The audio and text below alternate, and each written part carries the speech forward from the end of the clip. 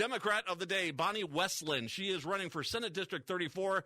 That would be a pickup for the Dems if she can pull that one off. We're going to do everything we can to help her out. She's kind enough to join us today to talk about her campaign. Hi, Bonnie. Hi, how are you? All righty. $8,000 for a Rolling Stones ticket. Would you pay that? Not in my budget. Not in my budget. Well, if we don't eat for the month of April,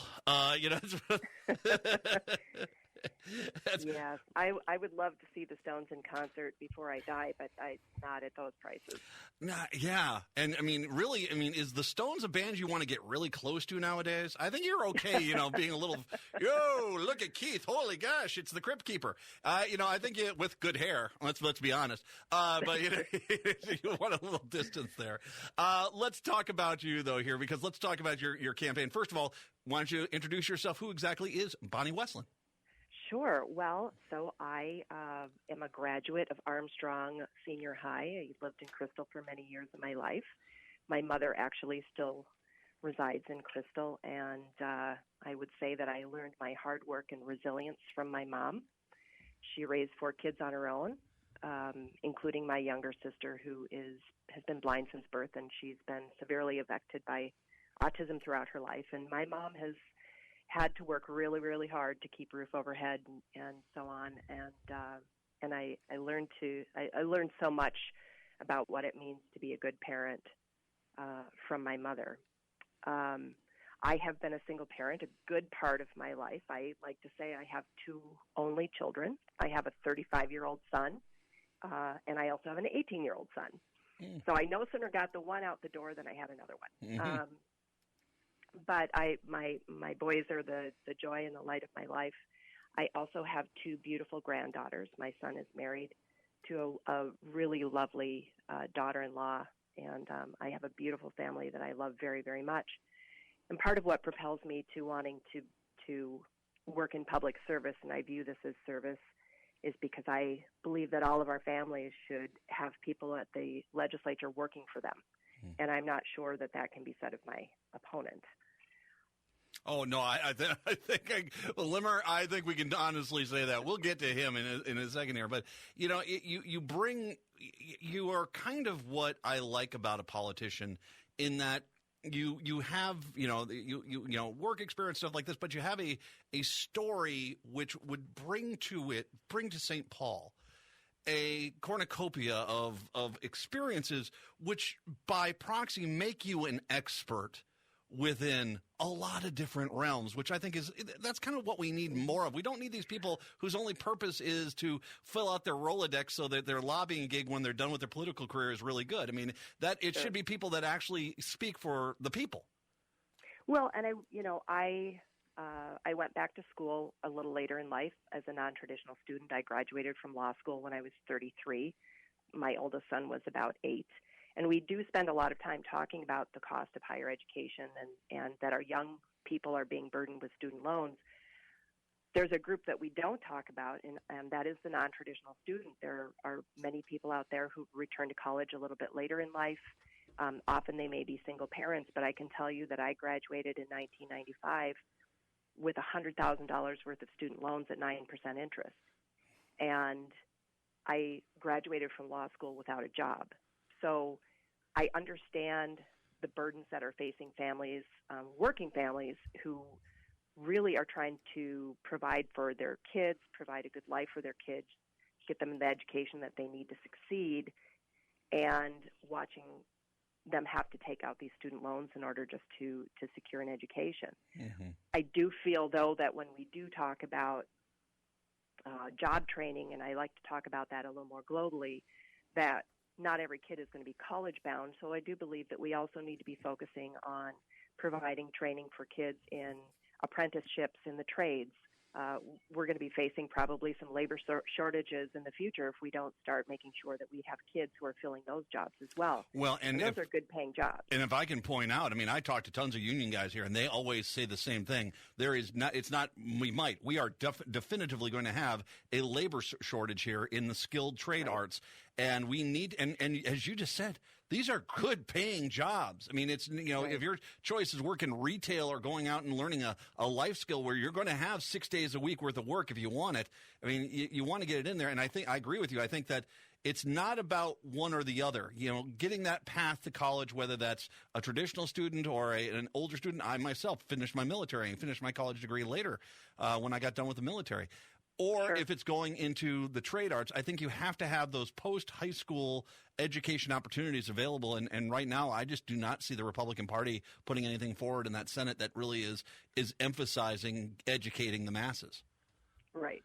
And, there's always this talk about how low our unemployment figures are. And what we all know when you dig into those figures is that when somebody is working 2 or 3 jobs in order to make ends meet, that is not a sustainable unemployment figure, and that's not a real unemployment figure. Now we have people who can't keep a roof overhead unless they have multiple jobs. So we have to be focused on living wage jobs. Mm-hmm. We have to make sure that we have child care available for people who need child care so they can go to work. We want people to succeed. That's what's most important. And then you have working families like my own. I'm a solo practice attorney, which means I have to purchase my insurance in the independent market, in the individual market. And last year, between my premiums and my out-of-pocket expenses, I was averaging almost $1,300 a month for myself and my son. That's for 2 of us. Mm-hmm. My out-of-pocket deductible was $6,000 for each of us, and this is also not sustainable.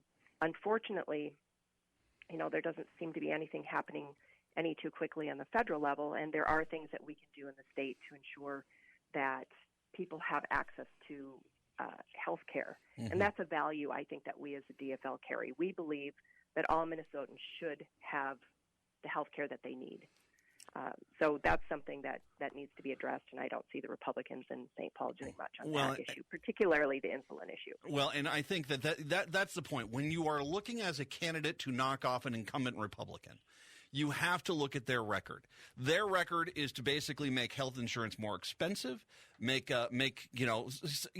when they can't. You brought up the insulin. When they can't pass the Alex Smith emergency insulin bill, because they are far more concerned about trying to get, from my perspective, it looks like they're more concerned about campaign donations from Big Pharma than they are about saving the lives of people who are working as hard as they can but can't afford the insulin because it's too expensive.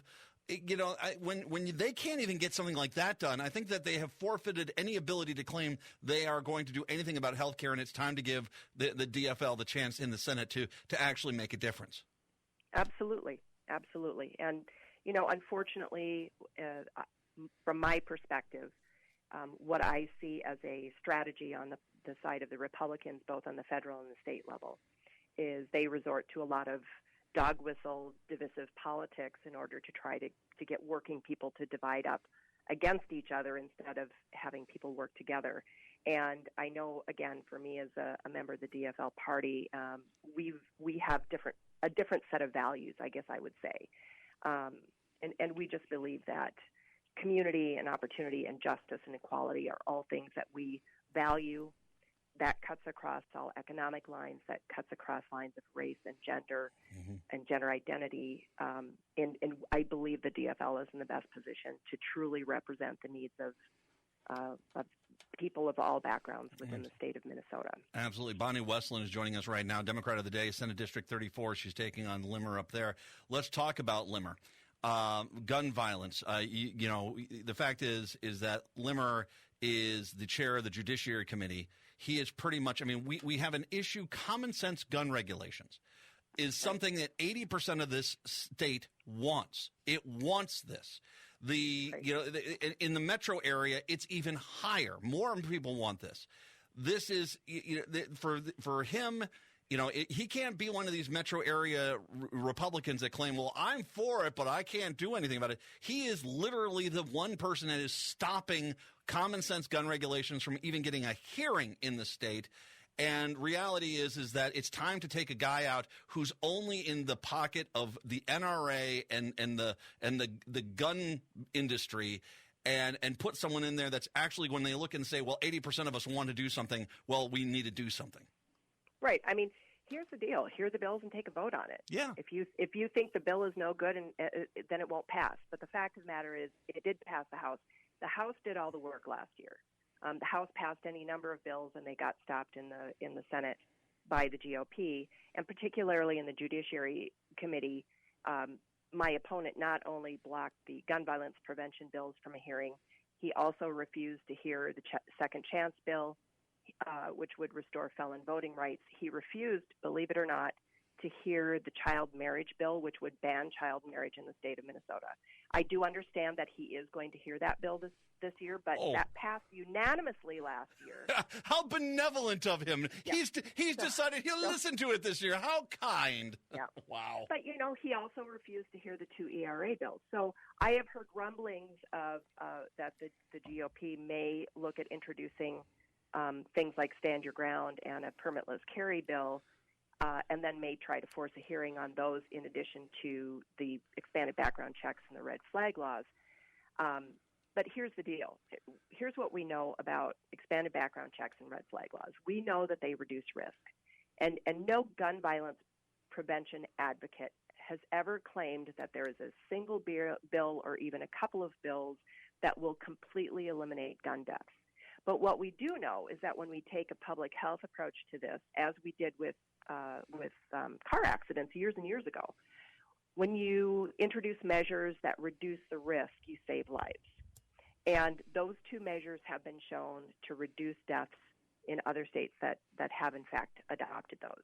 And right now in the state of Minnesota, we know that I believe close to 78% of all gun deaths are suicide.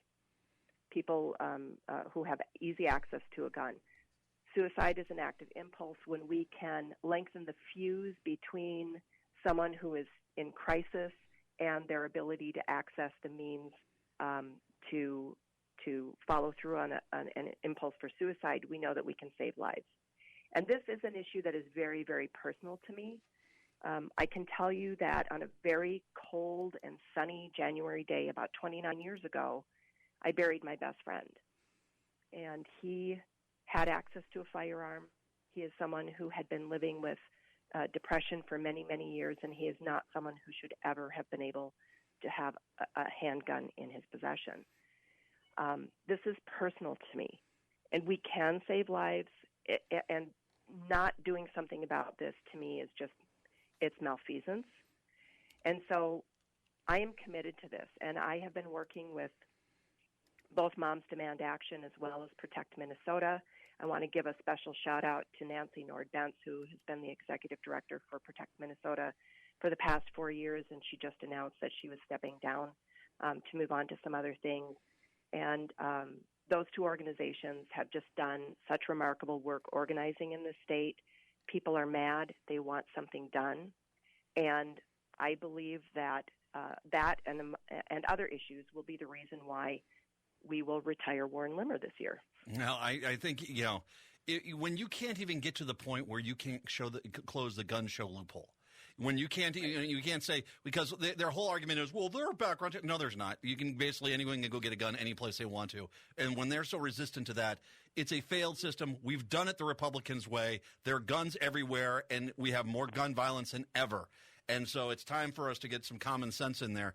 That's what I think we definitely could get a lot more with Bonnie Westin in this Senate District 34. Now, Bonnie, obviously, I want to drive people to your website here because you bet. We need door knockers. Your District 34, describe really quick where Senate District 34 is. 34 is Maple Grove, Osseo, Dayton, and Rogers. And people can find me on social media, on Facebook and Twitter, at Westlin, WESTLIN, SD34.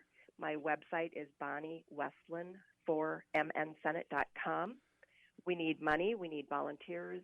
We need people to talk to their friends and neighbors. If you care about issues like health care, if you care about fully funding education, if you care about gun violence prevention, if you believe that we should have an ERA in our state constitution, I'm the person that you need to vote for, because we have to get rid of the one impediment to those things happening.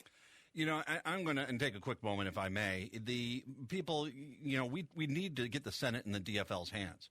This is a winnable seat. I'm not asking you to drive up to Moorhead. I'm not asking you to drive down to Albert Lee.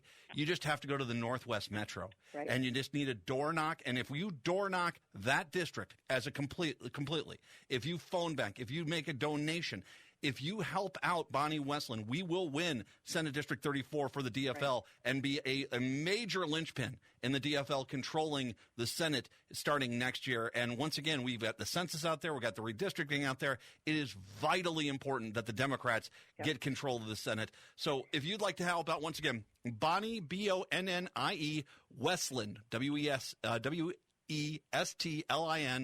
4FOR, mnsenate.com. I'll link to everything on social media a little bit later on. Bonnie, all my best there. Let's have you back before the election, and let's go pick up 34. Thank you so much for your time. I appreciate it. My absolute pleasure. Bonnie Westland, Democrat of the Day. Let's take a break. Come on back. It is the Matt McNeil Show right here on AM 950.